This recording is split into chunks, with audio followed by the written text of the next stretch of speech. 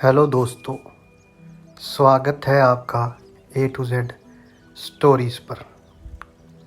हमारे साथ जुड़े रहने के लिए हमें सब्सक्राइब कीजिए और बेल आइकन को ज़रूर दबाइए। आज हम बात करने जा रहे हैं साबर मंत्रों की। कहते हैं कि मंत्र से किसी देवी या देवता को साधा जाता है। मंत्र से किसी भूत या पिशाच को भी साधा जाता है और मंत्र से किसी यक्षिणी और यक्ष को भी साधा जाता है। मंत्र साधना भौतिक बाधाओं का आध्यात्मिक उपचार है। जो हमारी रोज़मर्रा की ज़िंदगी में कोई रुकावट आ रही है, उसको हम आध्यात्मिक तरीके से उसका उपचार कर सकते हैं।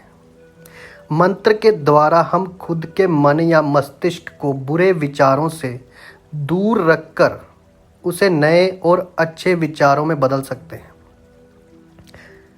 साबर मंत्र 3 प्रकार के मंत्र होते हैं: वैदिक मंत्र, तांत्रिक मंत्र और साबर मंत्र। इसी तरह मंत्र जप के 3 भेद होते हैं: वाचिक जप, मानस जप और उपाशु जप।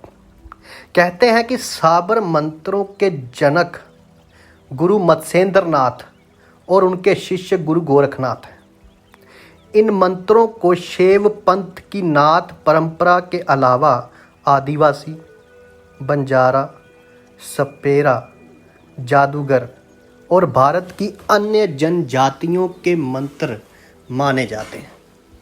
ये भी कहा जाता है कि असल में इन साबर मंत्रों में वज्रायण और वज्र डाकिनी अथवा वज्र तारा आदि से भी निचली तामसिक देवों की प्रार्थना भी की जाती है। उनकी आन पर ही काम होता है। साबर मंत्र को प्राकृत मंत्र भी कहते हैं, अर्थात ये संस्कृत नहीं बल्कि प्राकृत भाषा की आम बोलचाल की भाषा के मंत्र हैं। हालांकि कई साबर मंत्रों में संस्कृत, हिंदी, मलयालम, कन्नड़, गुजराती या तमिल भाषाओं का मिश्रित रूप या फिर शुद्ध क्षेत्रीय भाषाओं की ग्राम्य शैली और कल्पना का समावेश भी दृष्टिगोचर होता है। सामान्यताएं साबर मंत्र हिंदी में ही मिलते हैं, लेकिन कुछ मंत्रों में इस्लाम के प्रभाव के चलते उर्दू का भी समावेश देखा गया है और सुलेमान मंत्रों का भी आविष्कार किया गया है। साबर मंत्रों में आन और शाप तथा श्रद्धा और धमकी दोनों देने का प्रयोग किया जाता है। आन माने सौगंध। दूसरा ये कि मंत्र का प्रयोगकर्ता यदि भक्त है तो वे देवी या देवताओं की धमकी देकर भी काम करवा सकता है। अगर भक्त है तो देवी और देवताओं को धमकी देकर भी काम करवा सकता है, अन्यथा श्रद्धा से तो हो ही जाएगा। विशेष बात यह है कि उसकी ये आन भी फलदायी होती है। आन माने सौगंध।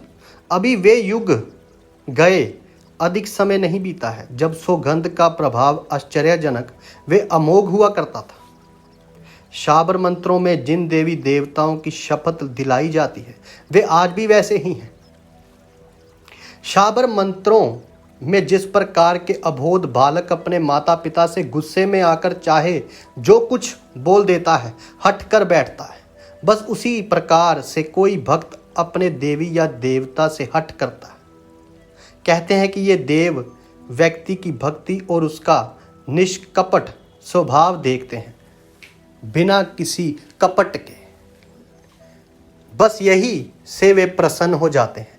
जिस प्रकार अल्पज्ञ, अज्ञानी, अबोध बालक की कुटिलता व अभद्रता पर उसके माता पिता अपने वात्सल्य, प्रेम व निर्मलता के कारण कोई ध्यान नहीं देते, ठीक उसी प्रकार बाल सुलभ सरलता, आत्मीयता और विश्वास के आधार पर निष्कपट भाव से साबर मंत्रों की साधना करने वाला परम लक्ष्य सिद्धि को प्राप्त कर लेता है। हर एक साबर मंत्र अपने आप में पूर्ण होता है।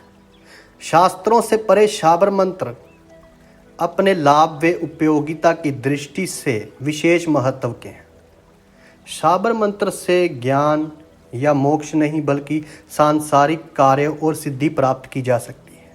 शाबर मंत्र तुरंत विश्वसनीय, अच्छा और पूरा काम करते हैं। इसमें किसी भी प्रकार से तर्पण, न्यास, अनुष्ठान, हवन आदि कार्य नहीं किए जाते हैं। इस साधना को किसी भी जाति, वर्ण, आयु का पुरुष या स्त्री कर सकते हैं। इन मंत्रों की साधना में गुरु की इतनी आवश्यकता नहीं रहती, क्योंकि इनके प्रवर्तक स्वयं सिद्ध साधक रहे हैं। ये खुद ही सिद्ध होते हैं। फिर भी इन मंत्रों को सिद्ध करने के लिए कोई अच्छा साधक या गुरु मिल जाए तो सोने पे सुहागा सिद्ध समझो। उसमें होने वाली किसी भी परेशानी से आसानी से बचा जा सकता है।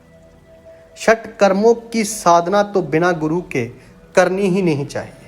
गुरु हर साधना के लिए जरूरी होता है, ताकि यदि कोई कष्ट आ जाए इसे करते हुए तो गुरु संभाल लेता है। गुरु के बिना गत नहीं मिलती, हम सब जानते हैं।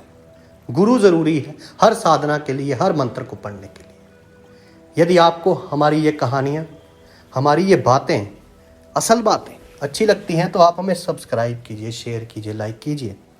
आप सबके भीतर बसे उस परमात्मा को मेरा प्रणाम। आप सबका धन्यवाद।